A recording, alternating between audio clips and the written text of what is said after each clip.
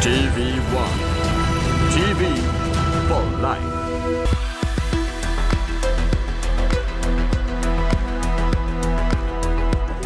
A very good evening and welcome to the brief at 30 here on TV1. For the Newsfirst team, I am Rochelle Thumodra. Let's start off with a look at your local news. Speaking at a press conference, the Sammikijana Balavege stated that an election must be held. It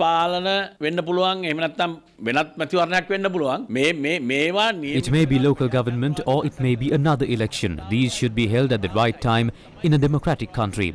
Those are the rights of the people, an absolute right of the people to elect public representatives. At the same time, this local government is a very important institution for the people. By this time, people are fed up of the mayors, chairpersons and people in the local government institutions. And these people have been involved in many fraud and corrupt activities. Are we to keep people like that in the future? Thus, the people's opportunity has been postponed by a year. Don't further postpone this. An opinion has been formed questioning whether an election can be held amidst this economic crisis. We must make it clear that an election must be held and the democracy must be secured.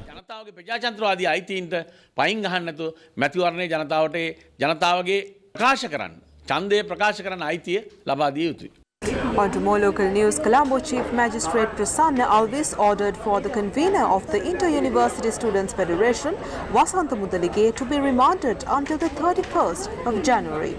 The Chief Magistrate also ordered the prosecution and the defence to file written submissions on the 24th of January.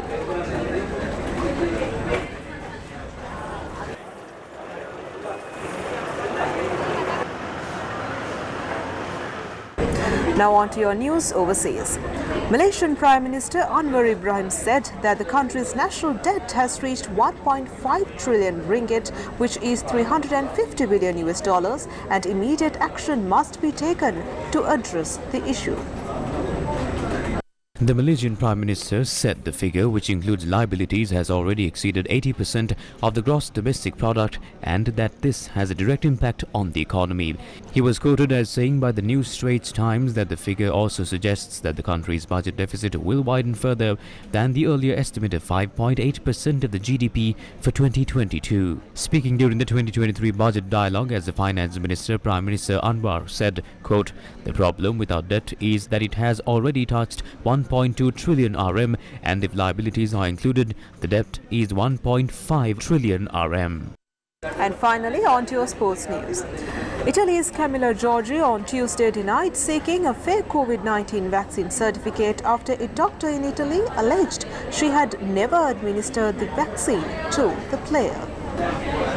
Italian media reported that Dr. Daniela was charged by Italian police last February and is being investigated for allegedly administering false COVID vaccines and providing fake vaccination certificates.